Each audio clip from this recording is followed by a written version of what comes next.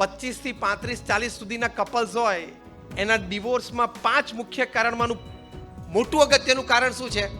તો ચોખ્ખા શબ્દમાં લખ્યું છે, over involvement of the daughter's mother in her in-lose house.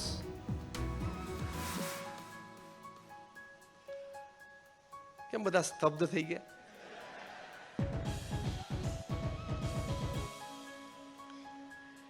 એટલે કારણ કે વારે વારે પછી રોજ સાંજે ફોન કરે તો ત્યાં શંકા જાય, પ્રશ્ન ઊભા થાય, અને રોજ સાંજે વાતો કરે એમાં કંઈ માલય ના હોય ને, થેપલા કરે, ભાખરી કરે, જે કર્યું ખાઈ લે ને ભાઈ, માથાકૂટ. એટલે એ થોડીક સલાહ આપી. બીજી સલાહ પ્રમુખ સ્વામી મહારાજ આપી, દીકરીને કહેવાનું કે હવે તારા મા બાપ છે, અને મા બાપે પણ એમ સાસુ સસરાએ પણ સમજવાનું કે મારી દીકરી છે. અને બહુ જ મોટી સલાહ પ્રમુખ સ્વામી મહારાજે આપી કે કદાચ વડીલો ત્યાં સાસરે ગુસ્સે થઈને કંઈક બોલી જાય તો સામું નહીં બોલવાનું. એ આપણી ખાનદાની છે, એ આપણા સંસ્કાર છે. કદાચ વડીલ તમને ખખડાવતા હોય, ખોટા પણ હોય અને ગેરસમજ પણ હોય, અને તમે સાચા હો તો પણ સામું નહીં બોલવાનું.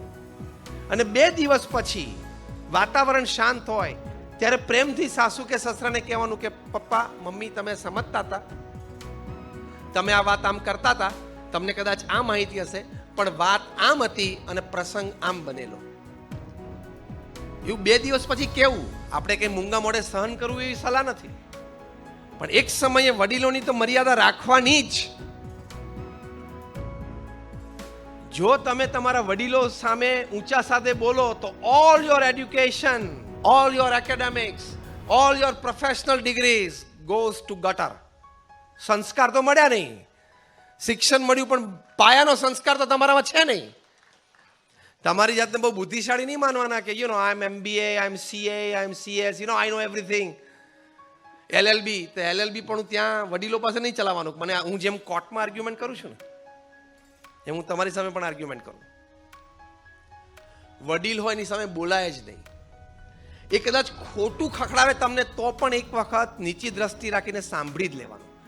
આ એક સલાહ તમે પ્રમુખ સ્વામી મહારાજની જીવનમાં અપનાવો, તમારા ઘરમાં ઘણી શાંતિ થઈ જશે. અને એ વખતે કહેવાનું ભલે હું ધ્યાન રાખીશ. અને 2 દિવસ પછી પ્રેમથી બેસીને ચોખવટ કરો ને તો વડીલોને પણ એમ થાય કે દીકરી ખાનદાન છે, સંસ્કારી છે, સારા ઘરમાંથી આવી છે, એના મા બાપ એને સંસ્કાર આપ્યા છે. આવા 2 પ્રસંગ બને, ત્રીજી વખત એ બોલવું હોય, કહેવું હોય તો 10 વાર વિચાર કરે. હા તો દર ત્રીજા દિવસે બાજુના ફ્લેટ વાળાને બધી ઓડિયો ફિલ્મ સાંભળવા મળે લાઈવ, તો માણસાઈ ક્યાં ગઈ? તો એ હેપી લાઈફ નથી. એટલે ફેમિલી યુનિટી માટે પણ ખૂબ ધ્યાન રાખો. અને જે મેં ઘર સભાની વાત કરી, તમે પ્રયોગ તો કરજો. મેં કહ્યું એમ અમે BAPS સંસ્થામાં પુસ્તક બહાર પાડ્યું છે ઘર સભા. એ પુસ્તકમાં જે તે વ્યક્તિ પરિવારના નામ પ્રસંગો બધા એમની અનુમતિ લઈને લખ્યા છે. કેટલા બધા પરિવારોમાં સાસુઓના વિખવાદ મટી ગયા, બાપ દીકરા વચ્ચે બિઝનેસમાં, દીકરો બિઝનેસમાં જોડાય પછી કંઈક મતભેદ હોય એ મટી ગયા, અંદર અબોલા પ્રસંગો એ નીકળી ગયા. Everybody started living happily in the family. તો એ સંસ્કાર હેપી અને પ્રોગ્રેસિવ લાઈફ માટે ખૂબ જરૂરી છે. અને આ ઘર સભા છે, મેં કહ્યું કે પ્રથમ તમે ભગવાનનું નામ સ્મરણ 5 મિનિટ કરો, 10 મિનિટ આપણા સદગ્રંથો વાંચો. તમે એમ ન સમજતા આ કોઈ ધર્મની વાત છે, આ કોઈ રિલિજન સ્પિરિચ્યુઆલિટીની વાત છે. આ બધી જ વાતો બહુ સાયન્ટિફિકલી પ્રૂવ થઈ છે. વિષય જુદો છે એટલે હું વધારે ડેપ્થ ઉપર નથી જતો, પણ 50,000થી પણ વધારે રિસર્ચ પેપર્સ નેશનલ ઇન્ટરનેશનલ સેમિનાર્સમાં by men of science, not by men of religion, પ્રકાશિત થયા છે કે ભગવાન સાથેનો કંઈક સંબંધ તમારો હશે. પ્રાર્થના દ્વારા, નામ સ્મરણ દ્વારા, મંદિરે દર્શનથી, સંત સમાગમથી તમારા જીવનમાં ફિઝિકલ, મેન્ટલ, ઇમોશનલ કેટલા બધા લાભ થશે. હમણાં university of Philadelphia, university of Pennsylvania, doctor Andrew Newberg, doctor H.G. Koenig, એ લોકો એક બહુ સરસ એક્સપેરિમેન્ટ કર્યું. હું તમને નામ સાથે બોલું છું. You can go on Google, you can find it out. આ યુનિવર્સિટીની વેબસાઇટ ઉપર જજો, તમને આ બધું મળશે. હું તમને એબ્સોલ્યુટલી સાયન્ટિફિક અને લોજિકલ વાત કરીશ કે આપણા ધર્મની, સંસ્કૃતિની, અધ્યાત્મની, ધર્મની વાત કેટલી સાચી છે, કેટલી સારી છે. એ લોકોએ પ્રયોગ કર્યો. આખા અમેરિકામાંથી 4,000 વ્યક્તિઓને બોલાવ્યા, હજારના 4 ગ્રુપ કર્યા. પહેલું એજ ગ્રુપ હતું 4 to 12 યર્સ, બાળકો હતા. બીજું એજ ગ્રુપ હતું 12 થી 22, ટીનેજર્સ અને યંગસ્ટર્સ. ત્રીજું એજ ગ્રુપ હતું 22 થી 60, જે બૌદ્ધા આપણે અહીંયા બેઠા છીએ એજ ગ્રુપના 22 થી 60. અને ફોર્થ એજ ગ્રુપ હતું 60 to 80, retired and old age people. આ લોકો across caste, creed, religion, nationality હતા. આખું ક્રોસ સેક્શન હતું. સ્પેશિયલ સાયકોન્યુરો સોફ્ટવેર્સથી એ લોકોના માઇન્ડ મેપિંગ અને એમઆરઆઈસ થયા કે એ લોકોના શરીરમાં, બોડીમાં હાર્મોન્સનું સિક્રેશન, મૂડ્સ, થોટ્સ પ્રમાણે બધું ચેક થયું. પછી એ લોકોને કહ્યું કે તમે ભારતીય પદ્ધતિ પ્રમાણે જમીન ઉપર પલાઠી વાળીને બેસો, જે પણ ભગવાનમાં તમે માનતા હોય ભગવાનની મૂર્તિનું ધ્યાન કરીને તમે નામ સ્મરણ કરો.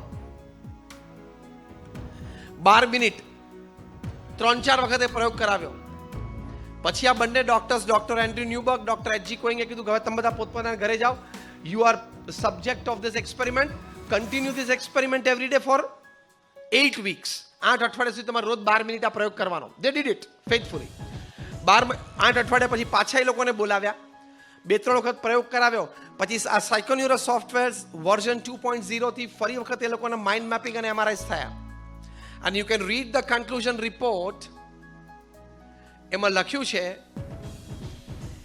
કે અમને આ સાયકોન્યુરો સોફ્ટવેર્સથી જે એના હાર્મોન સિક્રેશન્સ બોડીમાં થાય એની પરથી એક વાત નક્કી થાય છે એઝ અ કન્ક્લુઝન કે જે 4 થી 12 વર્ષના બાળકો હતા એ લોકોએ રોજ 12 મિનિટ ભગવાનનું નામ સ્મરણ કર્યું તો 15 થી 25% વધારો એ લોકોના મેમરી પાવરમાં અમને જણાણો. આ હેપી અને પ્રોગ્રેસિવ લાઈફ માટે બહુ મોટો એકમ છે કે નહીં? તમારા બાળક 60-70% રેન્જમાં રહેતું અને તમને 10-15% માટે ટેન્શન રહેતું અને બાળક 90% ક્રોસ કરવા માંડે તો તમારી માટે એક પ્રોગ્રેસિવ અને હેપી લાઈફનું એક બહુ મોટું કારણ બની જાય કે નહીં?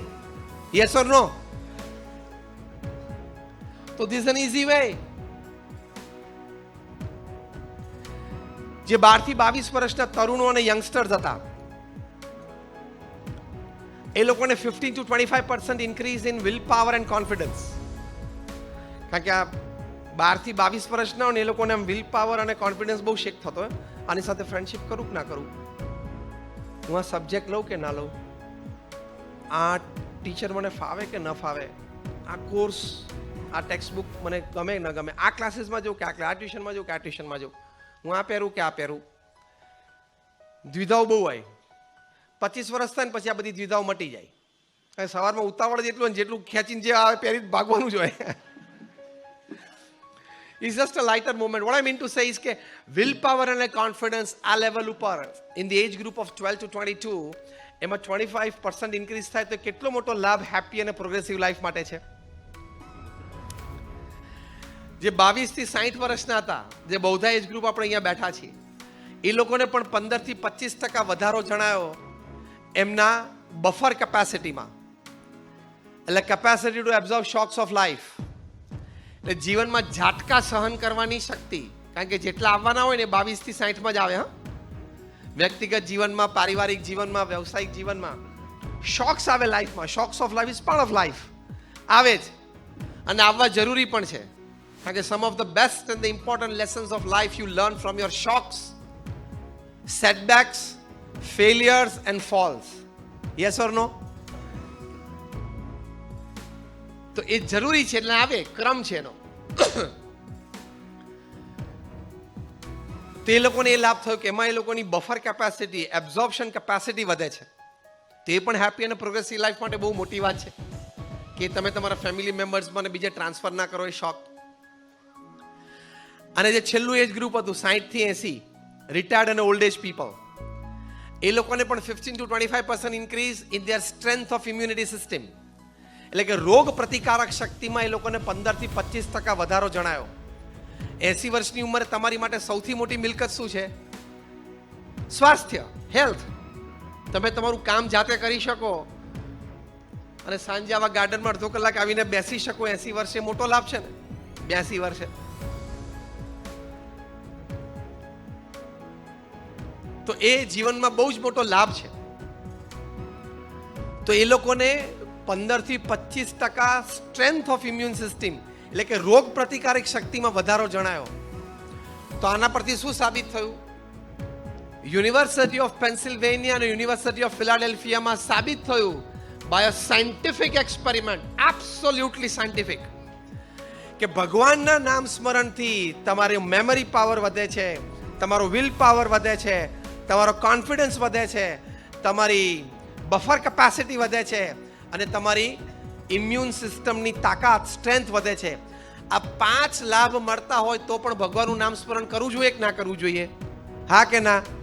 ચલો સ્વર્ગની વાત ને મોક્ષની વાત ભૂલી જાઓ, પણ આ 5 લાભ માટે તો કરવું જોઈએ કે ના કરવું જોઈએ? જે કરતા હોય એને ધન્યવાદ છે, ને ના કરતા હોય કરજો. પ્રમુખ સ્વામી મહારાજનો એમનો શતાબ્દી મહોત્સવ નિમિત્તે આ હૃદય અમૃત છે કે જે પણ ભગવાનમાં તમને શ્રદ્ધા હોય એમાં તમે આ કરજો. Every aspect is scientific.